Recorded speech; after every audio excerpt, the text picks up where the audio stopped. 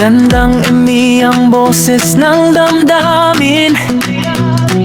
Tulong at kalingap ang laging unahin.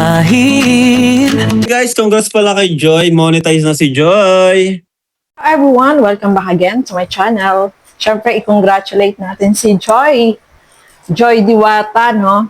Monetize na po siya, mga kalingap. So, congrats, Joy!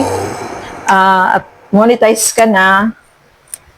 Masayang-masaya tayo para kay Joy, no, mga kalingap. So, pag-uusapan po natin sa video na ito. Pero bago natin simulan yan, huwag niyo pong kakalimutan mag-subscribe. Bal Santos Matubang, Kalingap Rob, Ate Edna Vlog, ang inyong lingkod, Gandang Emmy. Siyempre, supportahan din po natin ang mga kasama ko po sa Karaba, Teacher N, Angie De Vera Vlog, Kalingap Nolly, Darlene Vlog. Ang inyong lingkod, Gandang Emmy.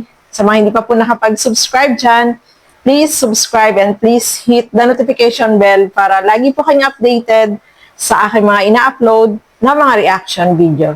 So, ito, merong advice, suggestion, itong si Kalingap Rob dito kay Joy. Alamin natin, mga Kalingap. Tara, panoorin po natin ang video na ito.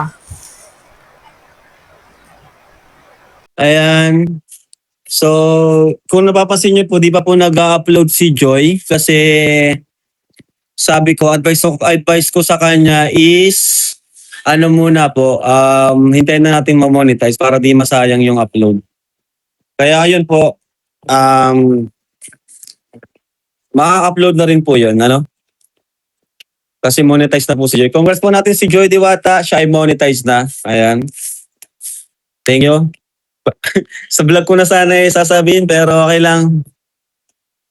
Kailan mag-live si Joy? Ay, abangan niyo po siya since ngayon po ay monetize na po si Joy.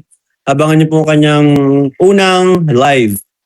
Ano? Pero yun nga po, mas sinasuggest ko nga sa kanya, kung ma-live siya, bihira lang. Mas mag-focus siya dun sa sarili niyang content, quality content. Kasi at least yan, mas mabuboost yung YouTube channel at mas i-recommend ka ng YouTube channel sa yung sariling content. Kasi ang live, diyan masyadong binuboost. Diyan masyadong nire-recommend. Ang mas nire-recommend is yung upload, no? At sabi ko kay Joy na mas mag-focus ka sa quality upload. Kagaya ng ginagawa ko, ano, at least yung upload na yan, pinaghirapan mo yan, ano? Sa live kasi hindi talaga siya nire-recommend kasi ang live wala naman siyang kumbaga wala siyang istorya, wala siyang flow, shout out lang. Pero pwede yun paminsan-minsan lang. Kagaya ko, paminsan-minsan nagla-live ako. So sabi ko, kung ma-live siya, bihira lang. Mas better pa rin na mag-focus siya sa upload. Kagaya ni Carla, no? Si Carla. Ayan. So at least yung mga upload na yun, talagang pinaghirapan niya. At yung kikitain nun, pinaghirapan niya talaga. Ano? At yung namang mga palipad, kapag nag-live siya, yan ay bonus na lang po yan. Ano? So, yun po na mga Kalingap, isang video lang itong na-upload pa ni Joy, pero monetize na po siya. No? Congrats, Joy! Job well done. So, happy tayo para kay Joy, no, mga Kalingap. At sabi nga ni Kalingap Rob, abangan natin yung unang live ni Joy. O, diba? Nako, sigurado maraming mag-aabang po yan. At for sure, marami din yang palipad. Diba? No, mga Kalingap. So, napakaganda nung suggestion, advice ni Kalingap Rob.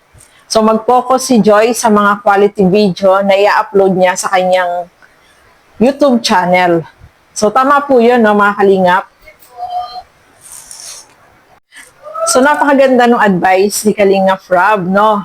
Mga Kalingap, kasi nga, good quality video. Siyempre, yun na nga abangan ng mga supporter, mga subscriber ni Joy sa kanyang channel. Okay lang din naman na mag-live, no? Sabi nga ni Kalingap Rob, wag naman araw-araw mag-live kasi syempre sa live, shout out ka lang.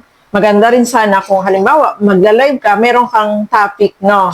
Kasi mas okay yun. Pero kung wala ka naman topic at shout out ka lang, ay huwag mo namang araw-arawin. Yun yung advice ni Kalingap Rob, no? So, kapag nagla-live naman at may topic ka naman, okay lang din po yun, no, mga Kalingap. Kasi, mas kapag may topic ka, yung mga nanonood sa'yo ay nagpa-participate din.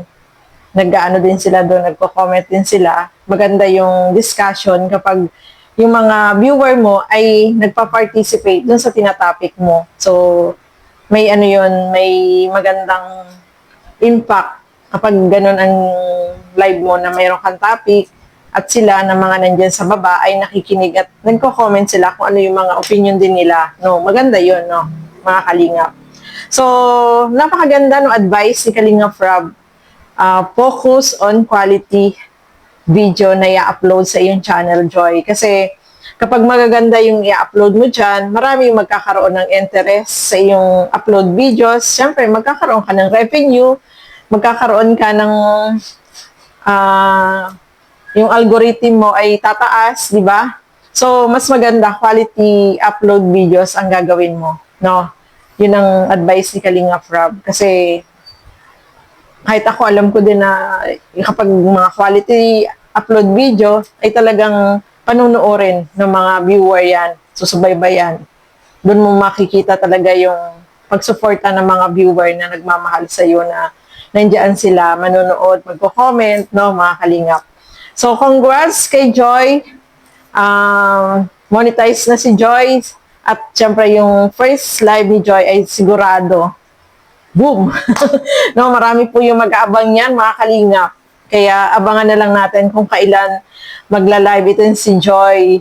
So, yung iba dyan, excited, o yung magpapalipad dyan.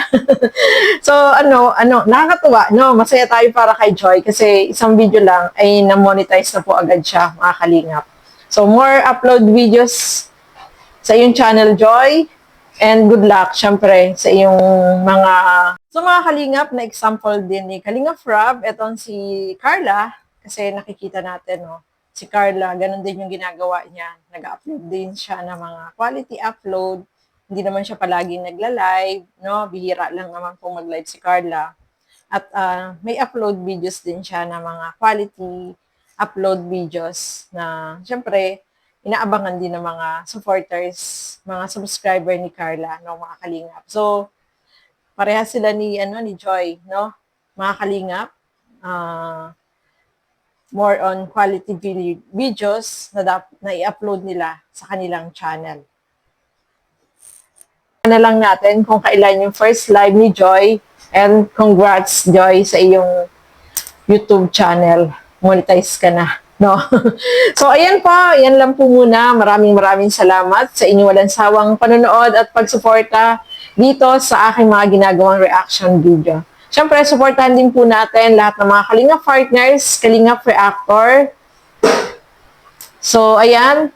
Maraming salamat po. Hanggang dito na lang and God bless sa atin lahat. Bye-bye po muna!